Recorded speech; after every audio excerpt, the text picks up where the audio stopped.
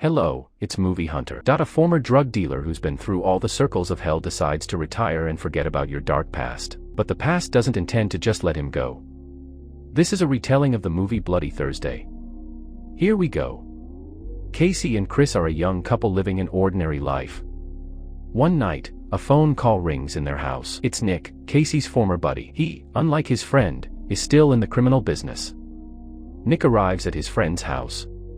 He is surprised at how much Casey has changed his life. It's no surprise.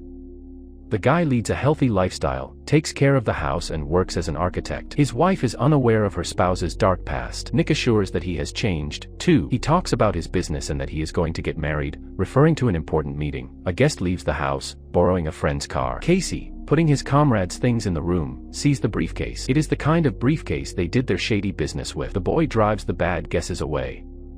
But curiosity drives him to open the case. Seeing that it is full of heroin, Casey becomes furious. He calls a friend, but the friend just blows his hands off. The landlord begins to quickly get rid of the drugs, flushing them down the sink. A few minutes later, the doorbell rings.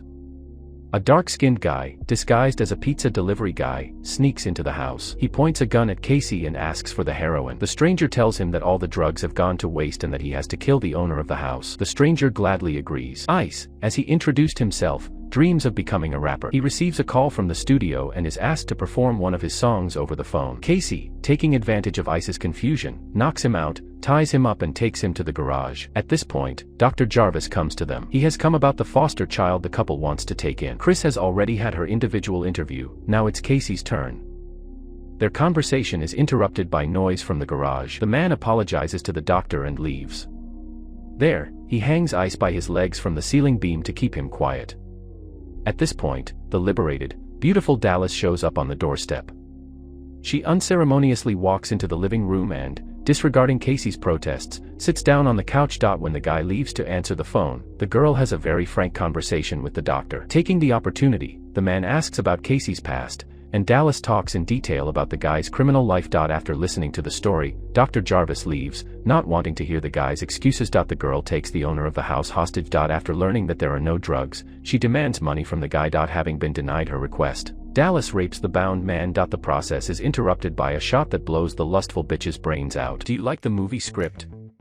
I'm sure you'll find it very interesting, and to learn about cool movies, subscribe to our channel. Give it a like and turn on the bell. Back to the movie. She was killed by Bill Hill. The guy shows off his torture bag. When he hears a noise outside, he tapes Casey's mouth shut and leaves the room. When Billy returns, the guy has already freed himself from the duct tape on his arms and armed himself with a frying pan. He stabs the man several times and pounces in the garage with Ice. Nick calls Casey. He says he stole the money and hid it and directed all traces to his friend's house. The man apologizes and advises him to leave town. Nick is seriously injured and this may have been his last call. Casey is tidying up the house, removing all traces of blood, when Detective Kosarev shows up on the doorstep. The man places a bag on the floor with Nick's head inside. He wants the money that the underling stole from the cops. Kosarev is sure that Casey can remember where his friend might have hidden it. He offers the guy a deal. He must bring the money by 7 p.m. and in return he gets a cleanup of the house from the corpses and a further happy family life. Casey finds the money Nick hid in the spare tire of his car. There, he also finds 2 pairs of watches. It is a gift from a friend for Casey and Chris. At the appointed time, the cops,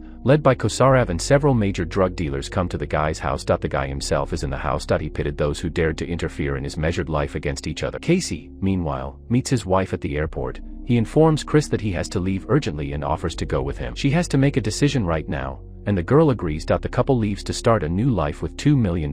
And this video is almost at the end. Subscribe to our channel so you don't miss interesting movies and watch our other videos. Have a great day.